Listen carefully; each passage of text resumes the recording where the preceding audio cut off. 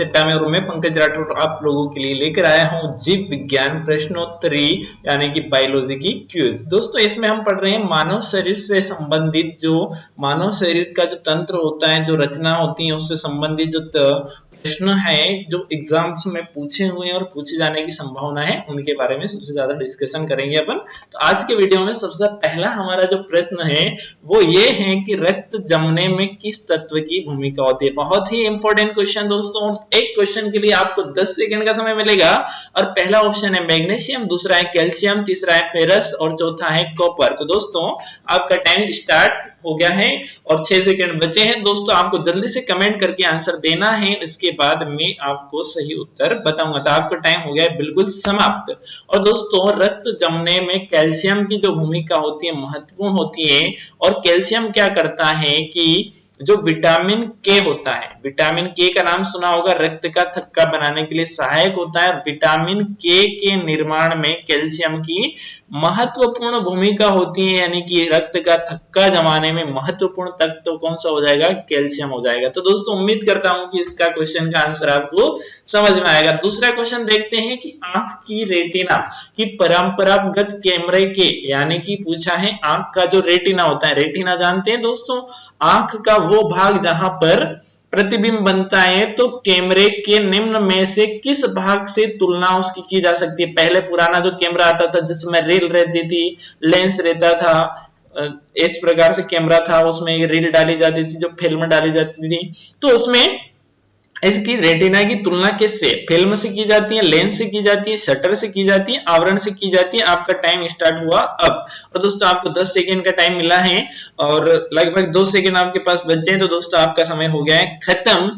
और आपका जो सही आंसर आपने कमेंट में नहीं किया है वो है फिल्म। तो जो रेटिना है फिल्म की तरह कार्य करता है और रेटिना के ऊपर जो होता है आंख का प्रतिबिंब बनता है। क्या बनता है, प्रतिबिंब बनता है। जैसे कि अपन आंख से कोई भी चीज देखते हैं तो उसका प्रतिबिंब कहां पर बनता है, रेटिना पर। ये जो डायग्राम आपको दिखाई दे रहा है इसमें ये आपकी आंख, ये है पुतली, पुपिल्स इसको कहा जाता है। ये वाला भाग जो है आइरिस, ये लेंस होता है और ये बीच में आवरण होता है। और पीछे ये वाला जो भाग होता है इसको कहा जाता है रेटिना। और यहाँ पर क्या होता है, प्रतिबिंब बनता है। और रेटिना पर आंख के द्वारा जो प्रतिबिंब बनता है वो उल्टा बनता है और वास्तविक बनता है। उल्टा तथा वास्तविक प्रतिबिंब रेटिना के ऊपर बनता है। और मस्तिष्क का सेरिब्रम वाला भाग इसको क्या कर देता है, सीधा कर देता है। यानी कि सेरिब्रम जो होता है इस प्रतिबिंब को सीधा कर देता है और अपने को सामने की जितनी भी चीजें होती हैं सीधी दिखाई देती हैं। तो दोस्तों इसकी तुलना, रेटिना की तुलना पुराने कैमरे के फिल्म जो होती थी जिसे अपन रील कहते हैं उससे इसकी तुलना की जा सकती है। तो दोस्तों अगला क्वेश्चन है टेंडरा, यानी कि जो टेंडन होता है वो किसको जोड़ने का काम करता है, यानी कि टेंडन जो होता है उससे क्या जुड़े होते हैं। तो दोस्तों बहुत ही इंपॉर्टेंट क्वेश्चन और एग्जाम में पूछे जाते हैं कि टेंडन किसे कहते हैं, ये किससे किसको जोड़ने का काम करता है। ऑप्शन ए है हड्डी से हड्डी को, ऑप्शन बी है पेशी को हड्डी से, ऑप्शन सी हड्डी को पेशी से, ऑप्शन डी पेशी को पेशी से। तो दोस्तों उम्मीद करता हूं कि इसका आंसर आपको पता होगा। आपका टाइम शुरू होने वाला है। तो 10 सेकंड का टाइम मिला है, 9 सेकंड आपके पास बचे हैं। जल्दी से जल्दी कमेंट करें और कमेंट में इसका आंसर मुझे जरूर बताएं दोस्तों। तो आपका टाइम बिल्कुल होने वाला है खत्म और आपका टाइम हो गया है दोस्तों समाप्त। और इसका जो सही आंसर है वो ये पेशी से हड्डी को जोड़ता है और हड्डी को पेशी से जोड़ता है। इसके बी और सी दोनों जो आंसर है करेक्ट है। अगर आपने बी आंसर दिया है तो भी सही है, आपने सी आंसर दिया है तो भी सही है, क्योंकि जो पेशी होती है मांसपेशी वो हड्डी से जुड़ी होती है, किसके द्वारा, टेंडन के द्वारा। जो हड्डी होती है वो पेशी से जुड़ी होती है, किसके द्वारा, टेंडन के द्वारा। तो ऑप्शन बी और सी दोनों इसके सही आंसर माने जाएंगे। अगर दोनों में से एक भी ऑप्शन में है वो आपका सही होगा। यहाँ पर जो 4 ऑप्शन है उसमें से 2 ऑप्शन आपके क्या है, सही। अगला जो क्वेश्चन है दोस्तों, मानव की जो त्वचा होती है उसको रंग देने वाला वर्णक कौन सा होता है, यानी कि कौन सा ऐसा पदार्थ होता है जिसके कारण मानव त्वचा का अलग अलग रंग होता है। जैसे कि कोई ज्यादा काला होता है, कोई ज्यादा गोरा होता है, कोई इतना गोरा होता है कि उसकी त्वचा का रंग कैसा हो जाता है, बिल्कुल चकत्रे जैसा हो जाता है, यानी कि सफेद दाग हो जाते हैं। तो ऐसी जो कंडीशन होती है, यानी कि त्वचा का अलग अलग रंग किस कारण से होता है, कौन से पदार्थ के कारण होता है, जो त्वचा का वर्णक यानी कि रंग देने वाला पदार्थ होता है, क्या होता है। तो आपको 4 ऑप्शन मिले हैं, मेलानिन, रोडोप्सिन, आइडोप्सिन एंथ्रोसाइनिन, यानी कि 4 ऑप्शन आपको दिए गए हैं। तो दोस्तों उम्मीद करता हूं कि 10 सेकंड में आप इसका सही आंसर बता देंगे। आपका टाइम शुरू हो गया है, जल्दी से जल्दी कमेंट करिए और बताइए कि इसका सही आंसर क्या होगा। तो दोस्तों आपका समय होने वाला है समाप्त और इसका आंसर मैं आपको बताने वाला हूं कि इसका जो सही आंसर होगा दोस्तों हो जाएगा मेलानिन, यानी कि जो मेलानिन होता है उसके कारण क्या होता है, त्वचा का रंग या तो गोरा होता है, काला होता है। अगर इसकी मात्रा ज्यादा है, जितनी ज्यादा होगी उतना व्यक्ति काला होगा, इसकी मात्रा कम होगी, लिमिटेशन में होगी तो आदमी जो है फेयर होगा, और आदमी फेयर नहीं होते हैं, लड़कियां फेयर होती हैं। और अगर इसकी मात्रा बिल्कुल नहीं होती है या मेलानिन बिल्कुल नहीं है तो इसके कारण क्या हो जाएंगे, त्वचा संबंधित जो रोग होंगे, सफेद दाग की जो बीमारी है वो हो जाएगी मेलानिन की कमी से। और इसको कंडक्ट करने का काम या इसको बनाने का जो काम होता है उसको प्रेरित करता है एमएसएच, यानी कि मेलानिन स्टिमुलेटिंग हार्मोन। और ये जो हार्मोन बनता है पीयूष ग्रंथि के द्वारा स्त्रावित होता है, और ये यकृत को, हमारा जो लीवर होता है उसको बोलता है कि आप जो मेलानिन है उसको बनाएं। और मेलानिन कहां पर बनता है, यकृत में हमारे बनता है। तो दोस्तों ये मेलानिन एक ऐसा पदार्थ होता है जिसके कारण त्वचा का अलग अलग रंग होता है। उसके बाद दोस्तों अगला क्वेश्चन पूछा गया है, आंख से संबंधित है कि आइरिस क्या कार्य करता है या आइरिस का काम क्या होता है। ऑप्शन ए है प्रतिबिंब बनाना, ऑप्शन बी है नेत्र लेंस की सुरक्षा करना, ऑप्शन सी है पुतली के आकार को नियंत्रित करना, ऑप्शन डी है रेटिना पर बने उल्टे प्रतिबिंब को सीधा करना। तो दोस्तों क्वेश्चन अच्छा है, टाइम आपका शुरू होने वाला है अब, और 10 सेकंड में आपको इसका आंसर देना है। तो दोस्तों आपका टाइम हो गया है शुरू, 10, 9, 8 और आपका बहुत ही जल्दी टाइम खत्म हो जाएगा। आपको ए बी सी या डी लिखकर ही आंसर भेजना है। आपका टाइम हो गया है दोस्तों समाप्त, और इसका जो सही आंसर है वो होगा कि आइरिस का जो कार्य होता है पुतली के आकार को नियंत्रित करने का। दोस्तों ये होता है हमारा आइरिस और ये होती है हमारी पुपिल यानी कि पुतली। और पुतली क्या करती है, जैसे कि अपने को देखने में सहायक होती है। देखने में कैसे सहायक होती है, जैसे कि आप अंधेरे में हैं, अंधेरे में आपको देखना है तो पुतली जो होती है, पुपिल जो होती है वो बड़ी हो जाती है, खुद के आकार को बढ़ा लेती है।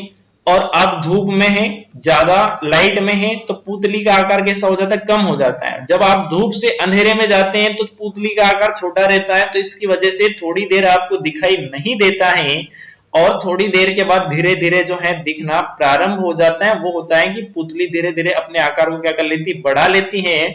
और इसको कंडक्ट करने का जो काम करता है वो आइरिस के द्वारा, यानी कि आइरिस जो होता है उसके द्वारा किया जाता है। इसलिए इसका जो सही आंसर होगा वो होगा सी। और दोस्तों अगला क्वेश्चन जो पूछा गया है पाचन तंत्र से संबंधित है, इंसुलिन की खोज किसने करी थी। दोस्तों इसका आंसर आपको पता होना चाहिए क्योंकि बहुत बार एग्जाम में क्वेश्चन पूछा गया है।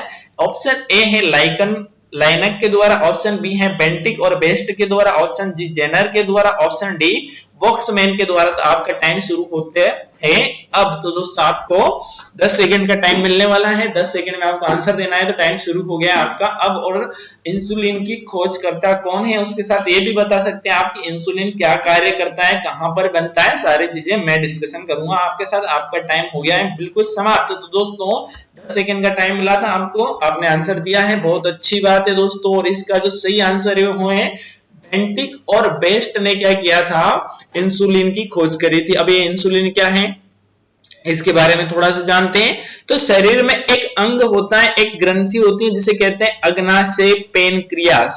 पेनक्रियाज में क्या होता है, लैंगरहैंस की द्वीपिकाएं पाई जाती हैं। और लैंगरहैंस की द्वीपिकाएं में 3 टाइप के सेल्स होती हैं, अल्फा, बीटा, गामा। और दोस्तों जो अल्फा सेल होती हैं, जो बीटा सेल्स होती हैं, जो गामा सेल्स होती हैं, वो क्या करती हैं, हार्मोन का स्त्रावण करती हैं। और इन्हीं हार्मोन के कारण जो पाचन होता है वो होता है।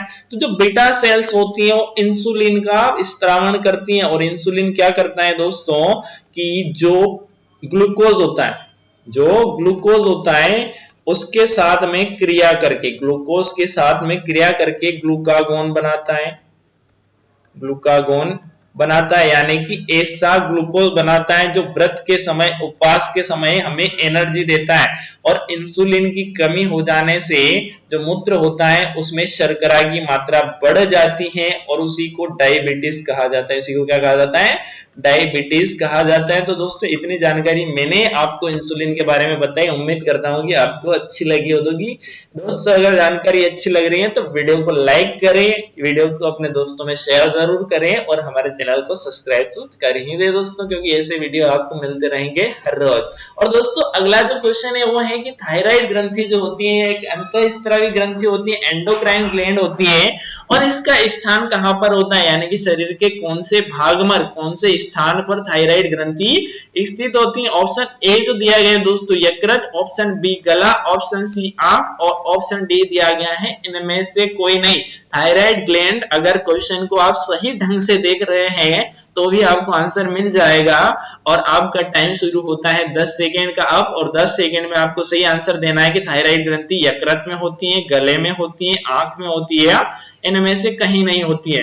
तो दोस्तों आपका टाइम हो गया है समाप्त और आपको आंसर देना था 10 सेकेंड के अंदर। अब मैं बताता हूं कि इसका जो सही आंसर है दोस्तों एंडोक्राइन ग्लैंड को मैंने यहाँ पर दर्शाया है, और ये इंसान का गला होता है। यहाँ पर जो ग्रंथि दर्शाई गई है वो थायराइड ग्रंथि, और जो थायराइड ग्रंथि है इसको औटू ग्रंथि भी कहते हैं। इसको क्या कहते हैं, औटू ग्रंथि भी कहा जाता है। ये एक अंतःस्रावी ग्रंथि है, अंतःस्रावी ग्रंथि है, और यहां से थायरोक्सिन हार्मोन का क्या होता है, स्त्रावण होता है। उसके अलावा आयोडीन की कमी से, आयोडीन की कमी जब हो जाती है तो इस ग्रंथि पर सूजन आ जाती है, और इसी को क्या कहा जाता है, घेंगा रोग कहा जाता है। क्या कहा जाता है, इसी को घेंगा रोग कहा जाता है।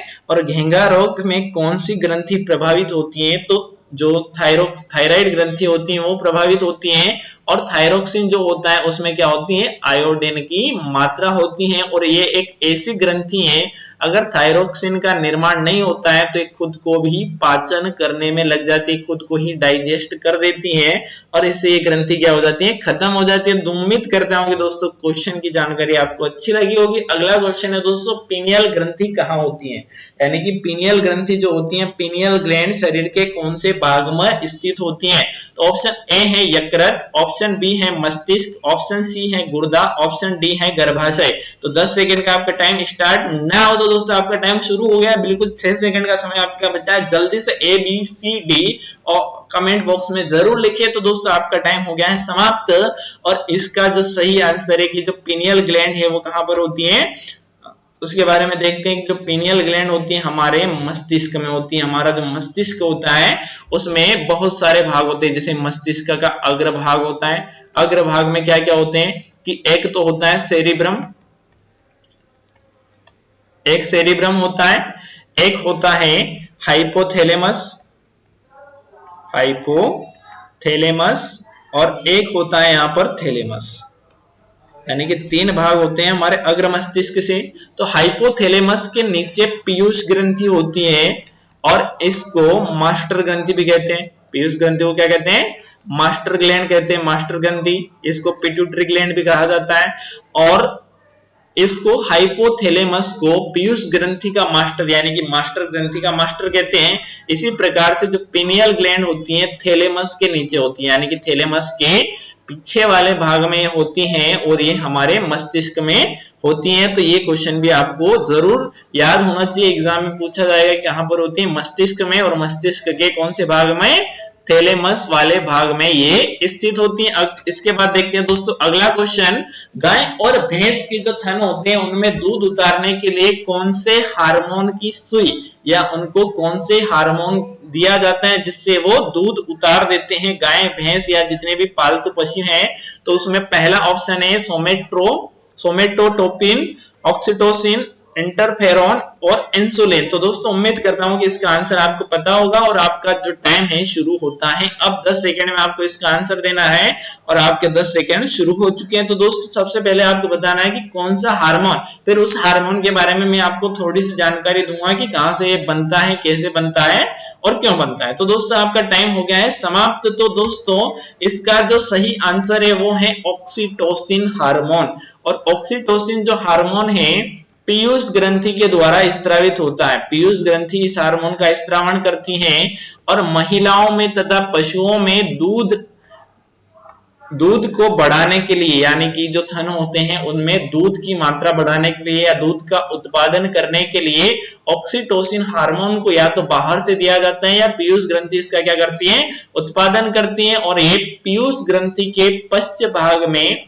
उत्पादित होता है। पीयूष ग्रंथि का आकार होता है लगभग मटर के दाने इतना, और वो इस हार्मोन का निर्माण करती है। और ऑक्सीटोसिन हार्मोन जो होता है वो सेक्सुअल डिजायर्स जो होती हैं उनको भी बढ़ाता है, यानी कि सेक्सुअल डिजायर को बढ़ाने का काम भी जो ऑक्सीटोसिन हार्मोन है वो करता है। अगला क्वेश्चन जो है, मनुष्य के शरीर की सबसे छोटी ग्रंथि कौन सी है? तो दोस्तों एंडोक्राइन ग्लैंड में पूछा है। तो ऑप्शन ए है यकृत, ऑप्शन बी है थायराइड, ऑप्शन सी है पिट्यूटरी, ऑप्शन डी है लार ग्रंथि। तो आपका टाइम शुरू होता है अब 10 सेकंड में आपको इसका आंसर बताना है। तो 10 सेकंड शुरू हो चुके हैं, जल्दी जल्दी दोस्तों करिए कमेंट और बताइए कि इसका जो सही आंसर है वो क्या होगा। तो दोस्तों उम्मीद करता हूं कि आपने सही आंसर दिया है। आपका टाइम हो गया है दोस्तों बिल्कुल समाप्त। टाइम समाप्त होने के बाद मैं आपको सही आंसर बताता हूं। तो इसका जो सही आंसर है वो है पिट्यूटरी, यानी कि पीयूष ग्रंथि जो होती है शरीर की सबसे छोटी ग्रंथि होती है।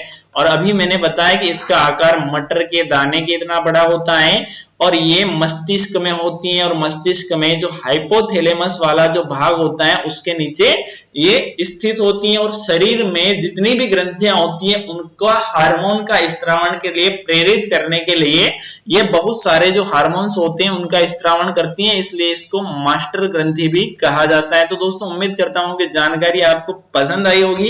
देखते हैं अब अगला क्वेश्चन। तो अगला क्वेश्चन है दोस्तों कि सेरेब्रम जो होता है किससे संबंधित है? इस क्वेश्चन का आंसर तो मैं कब से आपको बता रहा हूं, अब तो जरूर कमेंट करके इसका आंसर बताएं। आपका टाइम शुरू होता है अब, 10 सेकंड का टाइम है आपके पास। जल्दी जल्दी बताइए इसका आंसर कि सेरेब्रम कहां पर होता है, कौन से भाग में होता है शरीर के। तो आपका टाइम बिल्कुल जल्दी खत्म हो जाएगा। यकृत में होता है, हृदय में होता है, दिमाग में होता है या नाड़ी में होता है, कहां पर होता है सेरेब्रम। तो आपका टाइम जो है दोस्तों बिल्कुल हो चुका है समाप्त।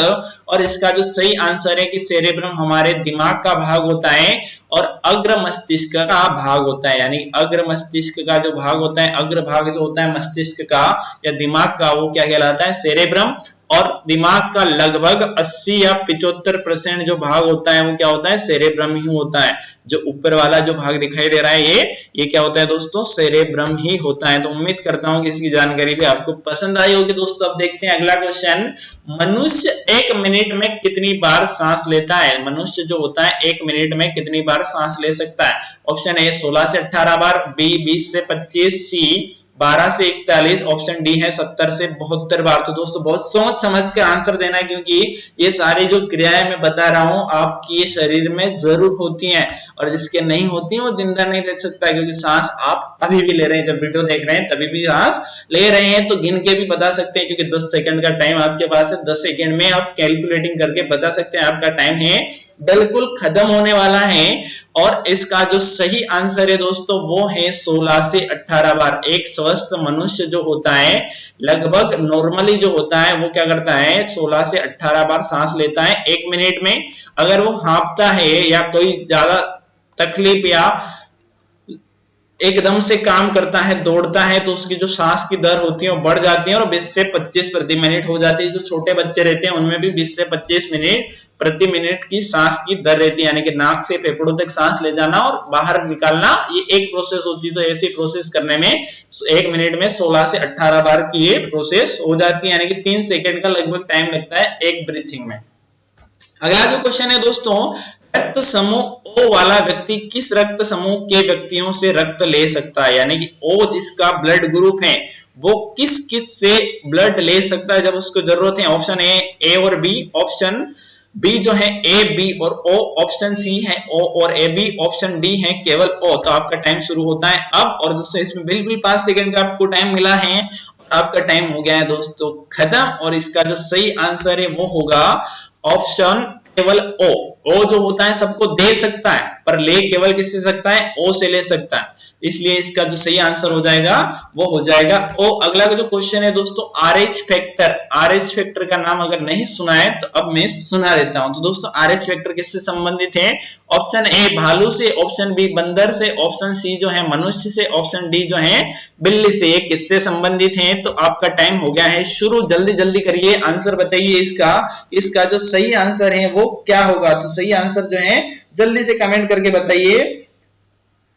तो दोस्तों उम्मीद करता हूं कि आपने सही आंसर दिया होगा और सही आंसर जो है बंदर से यानी कि RH फैक्टर जो है रिसियस बंदर से, रिसियस बंदर में खोजा गया था। एक नया ब्लड ग्रुप था जिसे RH फैक्टर कहा गया और इसकी खोज जो है लैंडस्टीनर और विनर के द्वारा की गई थी। लैंडस्टीनर और विनर ने इसको खोजा था और इसके खोजकर्ता के बारे में भी एग्जाम में क्वेश्चन पूछा जाता है। और RH फैक्टर इस रिसियस बंदर के प्रारंभिक 2 अक्षरों से ही रखे गए जिसको RH फैक्टर कहा गया। दोस्तों अगला जो क्वेश्चन है, किसकी मौजूदगी के कारण शरीर के भीतर जो है रक्त जमता नहीं है, यानी कि क्या ऐसा मिला होता है रक्त के अंदर जिससे शरीर के अंदर रक्त नहीं जमता है, जब चोट लगती बाहर निकलता है तो एकदम से जम जाता है, तो उसका रीजन क्या होता है। तो 10 सेकंड का टाइम है आपके पास, जल्दी जल्दी आंसर बताइए। फाइब्रिन के कारण, प्लाज्मा के कारण, हीमोग्लोबिन के कारण या हेपेरिन के कारण। तो आपका समय जो है बिल्कुल हो गया है समाप्त। तो दोस्तों इसका जो सही आंसर है वो है हेपेरिन के कारण।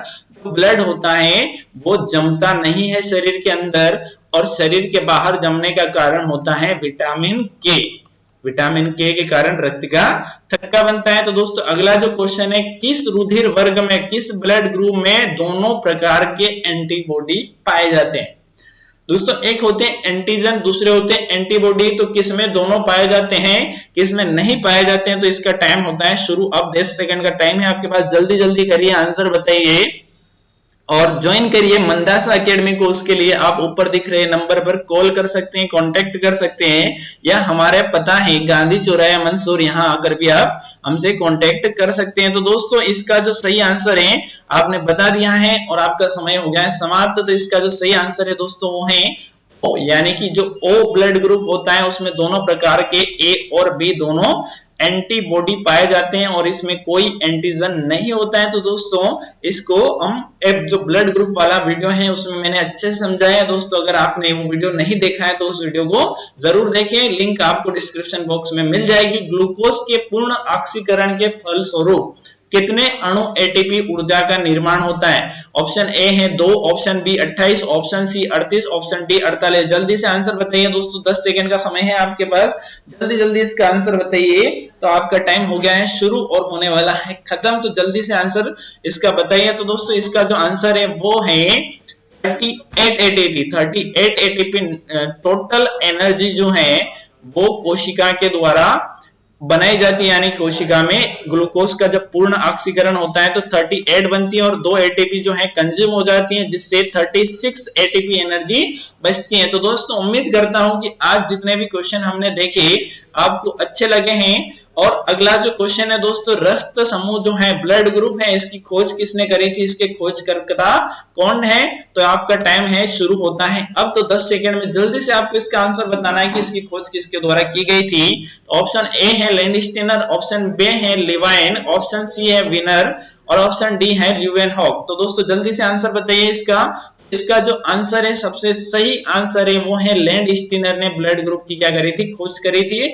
और RH फैक्टर की खोज इसके साथ विनर ने भी करी थी, ये मैं आपको पहले बता चुका हूं। रक्त समूह के खोजकर्ता कौन है, जो लैंडस्टीनर है वो है। अगला जो क्वेश्चन है, भोजन का ऊर्जा में परिवर्तन कोशिका के किस भाग में होता है। और 10 सेकंड का टाइम है दोस्तों, जल्दी से आंसर बताइए और आपका जो समय है बिल्कुल जल्द समाप्त होने वाला है और आपका समय हो गया है समाप्त। तो दोस्तों इसका जो सही आंसर है वो है माइक्रोकांडिया, यानी कि कोशिका का माइक्रोकांडिया वाला जो भाग होता है वहां पर क्या होता है, जो भोजन होता है, जो ग्लूकोज होता है वो एनर्जी में क्या होता है, पूर्ण रूप से कन्वर्ट हो जाता है। और दोस्तों हमारा जो अगला क्वेश्चन है ये है हमारा लास्ट क्वेश्चन और इसमें पूछा गया है गुर्दे की कार्यात्मक जो यूनिट है, गुर्दा यानी कि हमारी जो किडनी होती है, किडनी की बेसिक यूनिट या कार्यात्मक यूनिट जो होती है क्या होती है, एक्सॉन, न्यूरॉन, नेफ्रॉन या धमनी। तो दोस्तों जल्दी से आंसर बताइए, आपका समय शुरू हो गया और 10 सेकंड का टाइम है आपके पास, जल्दी जल्दी करिए, कमेंट करिए और आंसर इसका बताइए। तो दोस्तों आपका टाइम हो गया है समाप्त और इसका जो सही आंसर है वो है नेफ्रॉन, क्योंकि किडनी में क्या पाए जाते हैं, नेफ्रॉन पाए जाते हैं और नेफ्रॉन क्या करते हैं, ब्लड को शुद्ध करते हैं, उसको डायलिसिस यानी कि उसका अपवहन करते हैं, यही उसकी कार्यात्मक यूनिट होते हैं। और एक किडनी में लगभग 13 लाख नेफ्रॉन पाए जाते हैं। तो दोस्तों उम्मीद करता हूं कि आज के जो क्वेश्चन है आपको बहुत अच्छे लगे होंगे, और दोस्तों अगर क्वेश्चन अच्छे लगे तो वीडियो को लाइक करें, दोस्तों में शेयर करें, और हमारे YouTube चैनल पीएससी अड्डा को सब्सक्राइब जरूर करें और बेल आइकन को प्रेस करें और ऑल पर सेट करें। Thanks for watching. Quality means PSC अड्डा।